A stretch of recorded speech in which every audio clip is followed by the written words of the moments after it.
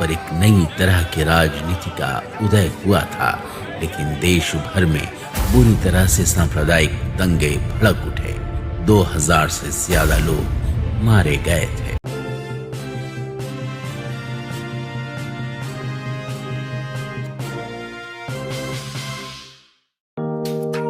Neeraj Vinod Burani's Spacecraft Interiors. Your space, our craft.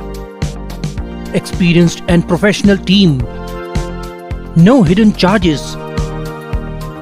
Luxurious designs. Follow us on Instagram.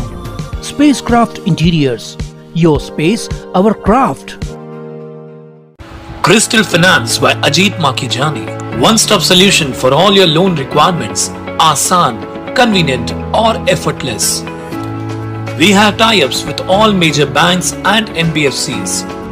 Business loan, mortgage loan, overdraft and cash credit facility. Instant approval, minimum interest rate and processing fees. Doorstep loan process. Call us today. Crystal Finance by Ajit Makijani. 9011 280000.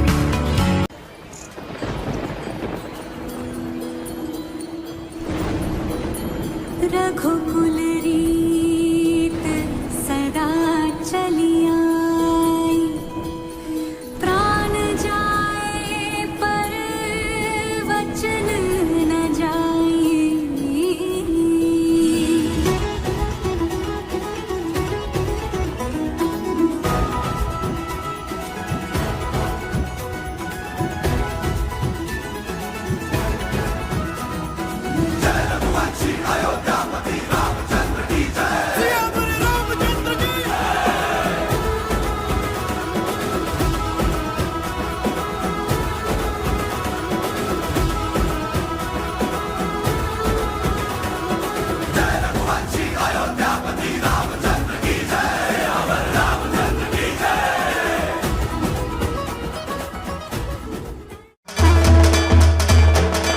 जय श्री राम। अयोध्या एक नया अध्याय लिखने जा रही है। अयोध्या का गौरव और स्वाभिमान लौट रहा है। आह्लादित, उत्साहित और उमंग में डूबी अयोध्या का माहौल राममय हो चला है। इसी नगरी में अवतरित हुए बाल रूप में भगवान श्री राम, ठुमक चलत रामचंद्र के मनमोहक रूप को जैसे इन दिनों अयोध्या में फिर से जीवंत कर दिया गया है। राम रामेति रामेति रमे रामे मनोरमे सहस्रा नाम तुल्यम राम नाम वरानने। कहते हैं राम से बड़ा राम का नाम। धैर्य राम है, सत्य राम है, शक्ति राम है, भक्ति राम है, तुलसी के वरदान राम है, वाल्मीकि के भगवान राम है। त्याग, तपस्या, करुणा, दया, स्नेह, शक्ति, भक्ति और आदर्श की प्रतिमूर्ति है राम। इसीलिए अयोध्या के राम लल्ला कौशल्या नंदन श्री राम को कहा गया मर्यादा पुरुषोत्तम राम। अयोध्या, जिसका हर अध्याय एक मिसाल है, त्रेता युग से लेकर वर्तमान तक कई रहस्यों और इतिहास समेटे हुए श्रद्धा से लेकर सियासत तक का सफर इस नगरी ने देखा है। उदास और शांत अयोध्या में इन दिनों वैभव बरस रहा है। भव्य और दिव्य तरीके से सजी अयोध्या के विहंगम दृश्य पूरी दुनिया देख रही है। 22 जनवरी 2024 वो ऐतिहासिक तारीख है जिसे सुनहरे अक्षरों में अंकित किया गया है। अयोध्या के राम मंदिर में भगवान श्री राम की प्राण प्रतिष्ठा का अद्भुत क्षण। इस तारीख का सफर इतना आसान भी नहीं था। अयोध्या की कहानी में ये समझना जरूरी है, मुगलों और अंग्रेजों के 1000 वर्ष के शासनकाल में कैसे यहाँ बाबरी मस्जिद बनी और कैसे देश की राजनीति का ताना बाना बदलता चला गया। पौराणिक कथाओं की ओर चलें तो सबसे प्राचीन और पवित्र 7 नगरियों का उल्लेख मिलता है। अयोध्या, द्वारका, मथुरा, माया, काशी, कांची और अवंतिका।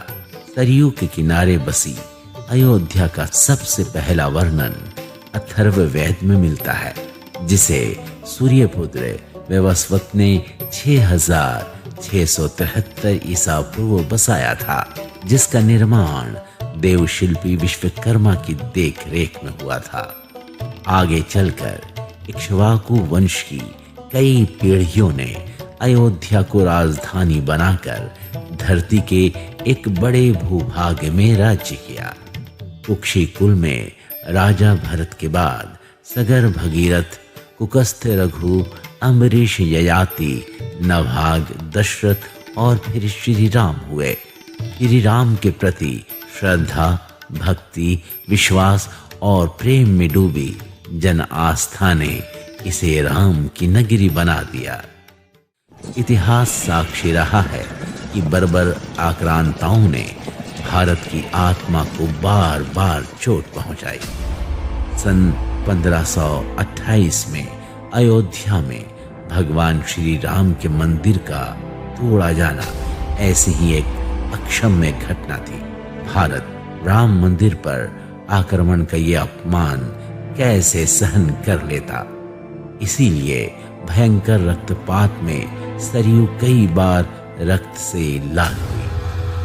दरअसल पानीपत के पहले युद्ध में सुल्तान इब्राहिम लोदी को हराकर मोहम्मद बाबर 526 ईस्वी में भारत में दाखिल हुआ था और यहाँ बड़े पैमाने पर मस्जिदों का निर्माण कराना शुरू किया। बाबर के शासक मीर बाकी ने 1528 में अयोध्या में एक मस्जिद बनवाई, जो बाबरी मस्जिद के नाम से जानी जाती रही। बाबरी मस्जिद हमेशा से ही हिंदुओं और मुसलमानों के लिए एक भावनात्मक मुद्दा रहा है। हिंदुओं का हमेशा दावा रहा कि ये उनके आराध्य भगवान श्री राम का जन्म स्थान है। 1853 में पहली बार इस स्थल के पास सांप्रदायिक हिंसा हुई। उस दौर में भारत में अंग्रेजों का शासन था। लोगों को शांत करने के लिए अंग्रेज सरकार ने 1889 में विवादित स्थल पर बाढ़ लगा दी। बाबरी मस्जिद परिसर के भीतरी हिस्से में मुसलमानों को नमाज की और बाहरी हिस्से में हिंदुओं को प्रार्थना करने की अनुमति दे दी। 22 दिसंबर 1949 एक ऐसी तारीख है जिसने देश की राजनीति की दिशा बदल दी। पूस की रात, घना कोहरा और घुप अंधेरा। इसी सर्द रात में एक साथ 2 बड़ी घटना घटी जो सीधा अयोध्या और रामलला से जुड़ती है। अलग अलग हिस्से से चले 5 संत रामधुन गाते हुए एक साथ सरयू के तट पर मिले। गोरक्षपीठ के महंत दिग्विजयनाथ, देवरिया के संत बाबा राघवदास, निर्मोही अखाड़ा के बाबा अभिराम दास, दिगंबर अखाड़ा के रामचंद्र परमहंस और गीता प्रेस गोरखपुर के संस्थापक हनुमान प्रसाद पोद्दार जी। इन्होंने हाड़ कपा देने वाली कड़ाके की ठंड में राम का नाम लेकर सरयू में डुबकी लगाई और स्नान कर एक कलश में सरयू का पवित्र जल लेकर चल दिए बाबरी मस्जिद की ओर। हाथ में लालटेन थी। रास्ता सुनसान था, लेकिन मन में एक ही संकल्प था। कांस्टेबल शेर सिंह ने ताला खोलकर 5 संतों को प्रवेश कराया। संतों ने पवित्र जल छिड़ककर चांदी के सिंहासन पर रामलला की मूर्ति स्थापित की और मंत्रोपचार कर प्राण प्रतिष्ठा की। उस वक्त बाबरी मस्जिद में ड्यूटी पर तैनात कांस्टेबल बरकत अली ने अपने बयान में बताया कि मस्जिद में यकायक तेज दिव्य और खुदाई रोशनी के बीच रामलला प्रकट हो गए।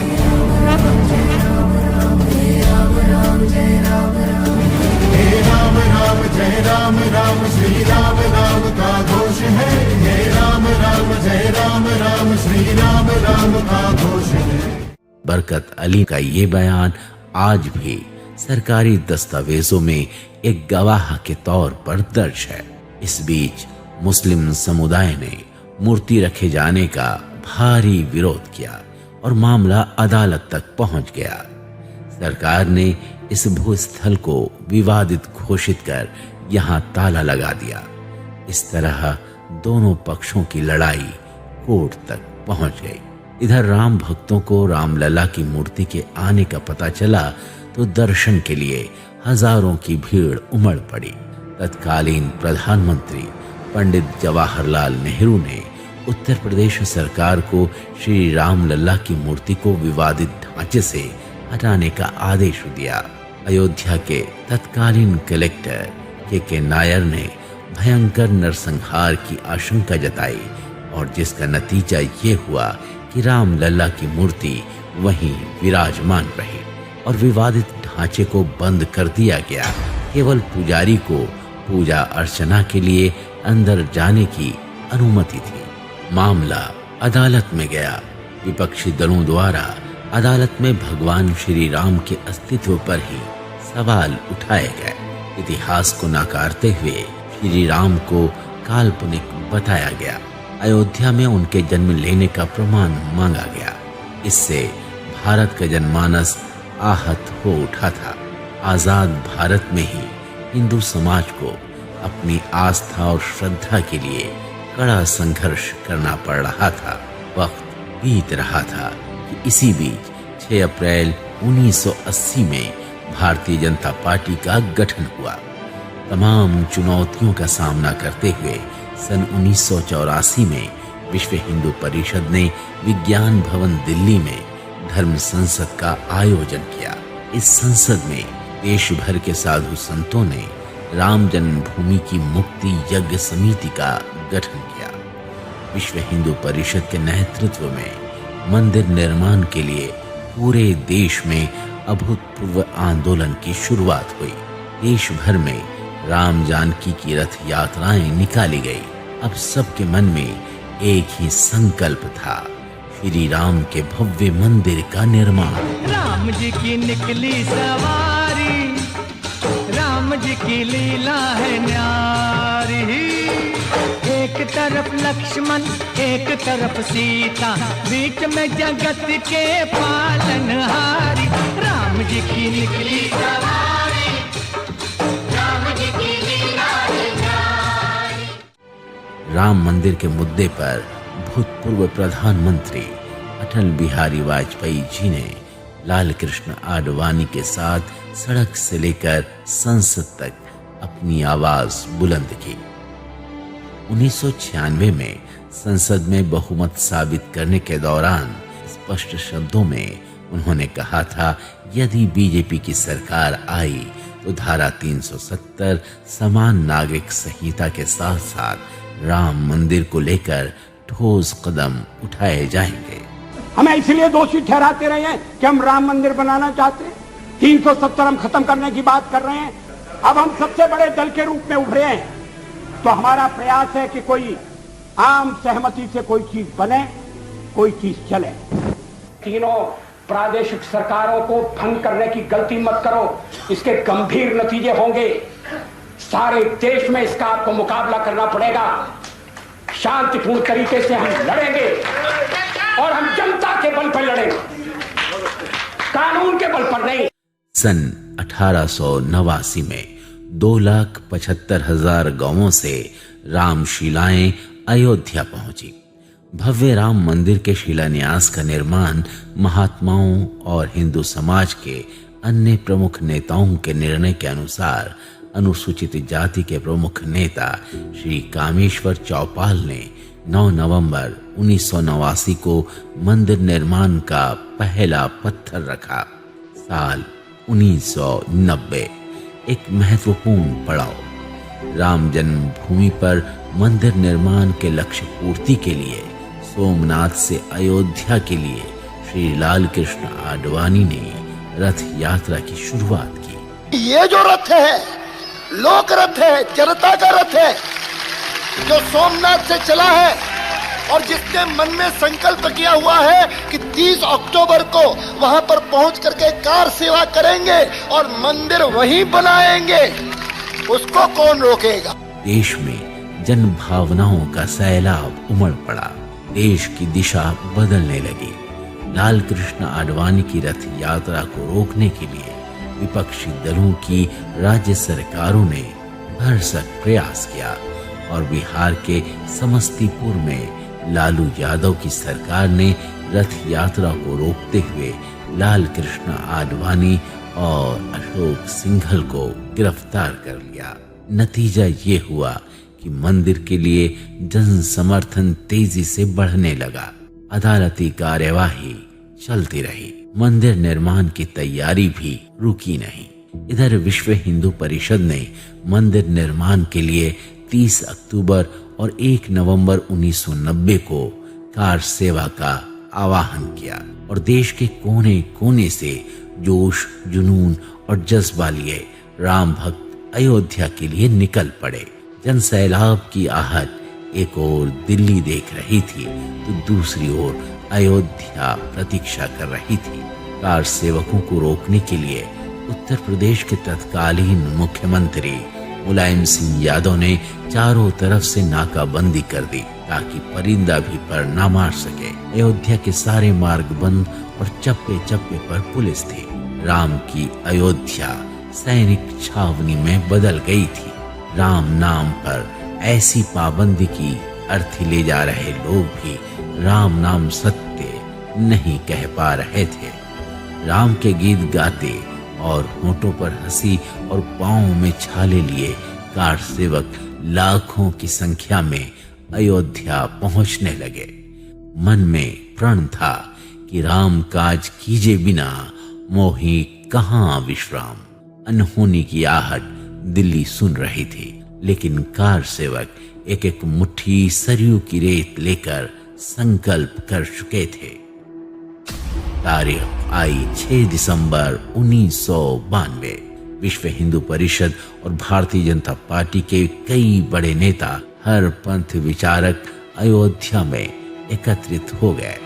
राम नाम के सिंधु के एक एक बिंदु में ज्वार उठा और देखते ही देखते 6 दिसंबर 1992 को श्री राम जन्मभूमि का विवादित बाबरी ढांचा सदा के लिए हट गया।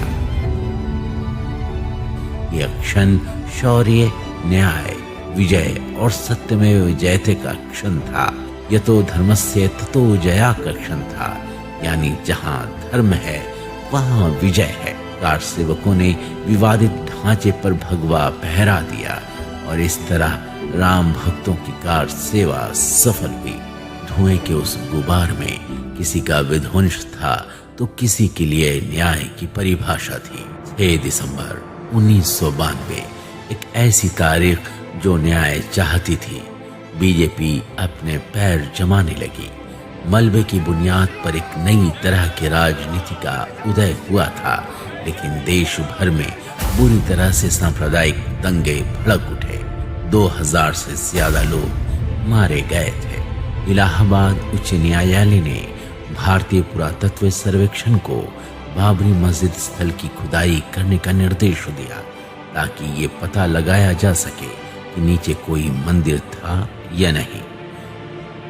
2014 में पूर्ण बहुमत के साथ बीजेपी और सहयोगी दलों की एनडीए की सरकार बनी और प्रधानमंत्री बनाए गए नरेंद्र दामोदर दास मोदी।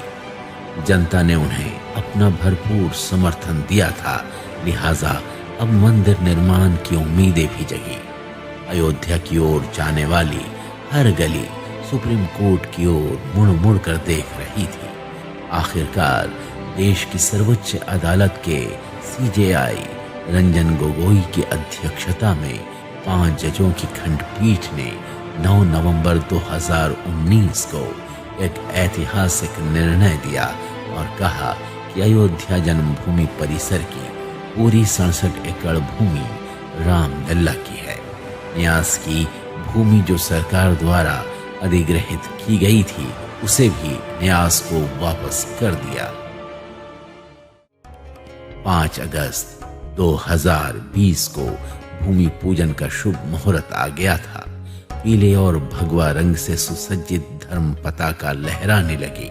प्रधानमंत्री श्री नरेंद्र मोदी जी ने श्री राम जन्मभूमि तीर्थ क्षेत्र के अध्यक्ष महंत नृत्य गोपाल दास और राष्ट्रीय स्वयंसेवक संघ के डॉक्टर मोहन भागवत और उत्तर प्रदेश के मुख्यमंत्री योगी आदित्यनाथ जी की उपस्थिति में श्री राम जन्मभूमि पर मंदिर निर्माण कार्य का शुभारंभ किया। तुलसी बाबा रामचरितमानस में लिखते हैं, जब भगवान राम का आगमन होने ही वाला था तो पूरी अयोध्या में शगुन होने वाला था।